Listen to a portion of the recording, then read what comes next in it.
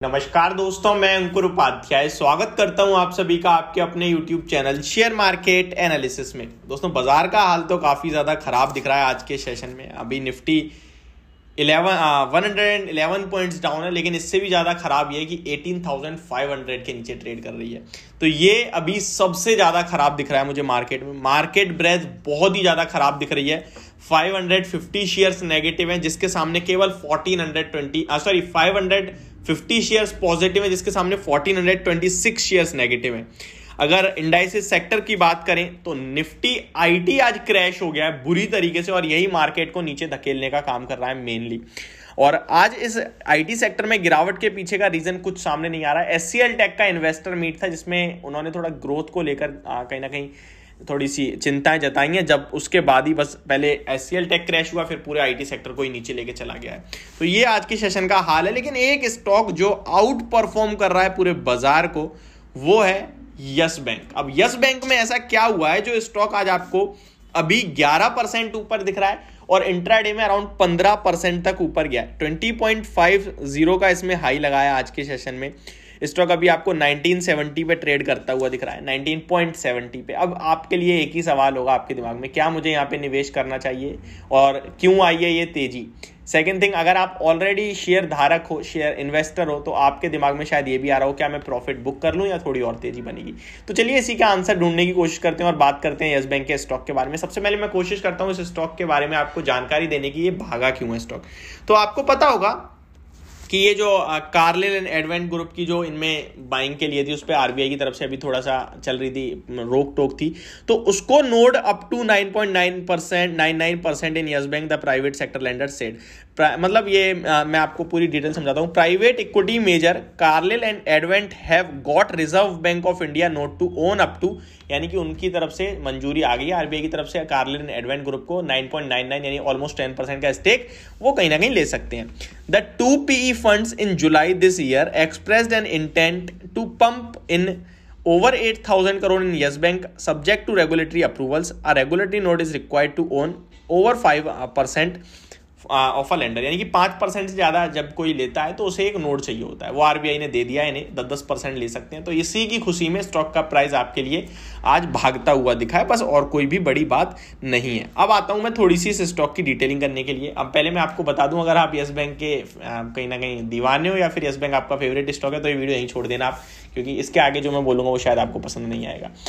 सबसे पहले मैं आपको बताऊंगा यस बैंक को मैं बिल्कुल प्रेफर नहीं करता हूँ आपको इन्वेस्ट करने के लिए, राय देने के लिए। हालांकि इस स्टॉक में पैसा बना है, नो डाउट बना है, बट क्या एक्चुअल में पैसा बना है? आप शॉर्ट टर्म में पैसा बना लिया आपने, आप लाइफ टाइम इसे को होल्ड कर सकते हो? नहीं कर सकते। हाँ, ट्रेडिंग व्यू में पैसा बनाया है, बहुत अच्छी बात है, बहुत अच्छी बात है। और पैसा बनाया है तो पैसे को बुक करना सीखो, प्रॉफिट को बुक करना सीखो। हालांकि जो ये स्टॉक में ब्रेकआउट हो रहे हैं, ये ऐसा इंडिकेट कर रहे हैं भैया 6 महीने, 1 साल और 2 साल के ऊपरी लेवल पे आते हुए दिख रहे हैं। स्टॉक में हो सकता है 21-22 और रुपए की तेजी देखने को मिले, बट एक्चुअली में 5 साल में इस स्टॉक की हकीकत यह है कि ये स्टॉक खत्म हो चुका है। 90% 95% क्रैश हुआ है। आपको पता है एक बड़ा वाला इसमें विजय माल्या की तरफ से, पता नहीं अब कहाँ से हुआ था, वो मेरे दिमाग से उतर रहा है अभी, वो हुआ था। उसके बाद इस कंपनी खत्म हो गई थी, मतलब इतना ज़्यादा डूब गई थी कि इसको इस पर पैसे ही नहीं थे कि अपने जो इनके बैंक के कहीं ना कहीं क्लाइंट्स उनको पैसा दें। तो यहाँ पे केस वगैरह हुए, फिर एसबीआई ने इन्हें एक्वायर करा और एसबीआई ने इन्हें पैसा दिया ताकि इनके बैंक में जिन्होंने डिपॉजिट कर रखा था ये उन्हें पैसा दे सकें। मैं आपको एक चीज़ बता दूंगा, शायद आपको ना पता हो, मैं ये हर एक बंदे के लिए जरूर, वो शेयर मार्केट में हो या ना हो, कि बैंक भी सेफ्टी नहीं देती। अगर बैंक डूब गई तो आपने जो भी पैसा निवेश कर रखा है, बैंक में डिपॉजिट कर रखा है, मींस वो सब डूब जाएगा। शेयर की बात नहीं कर रहा हूं मैं, ये लाइफ की बात कर रहा हूँ, रेगुलर लाइफ। फॉर एग्जांपल, आपका किसी भी बैंक में, बैंक ए में आपका अकाउंट है, बैंक अकाउंट है, और आपने उसमें अराउंड 10 लाख 20 लाख जो भी है आपने डिपॉजिट कर रखा है, और उसमें एफडी है। तो जो एफडी है उस पर भी हर बैंक का अलग है वैसे तो, बट मैक्सिमम अराउंड 5 लाख होता है, जो अगर बैंक डूब गई तो ये 5 लाख रुपए जो है वो देगी सरकार, दे कैसे भी देगी, लेकिन बाकी का पैसा आपका खत्म हो जाएगा। तो इस हालत में थी कि लोगों का पैसा खत्म हो गया था, तो बहुत ज्यादा विवाद चल रहे थे, बट ठीक है, फिर एसबीआई ने इन्हें पैसा दिया, सब लोगों को दिया इन्होंने, और ये बैंक बची रही। अदरवाइज बैंक खत्म थी, आप लोगों का पैसा भी मारा गया था, ये हाल हो गया था।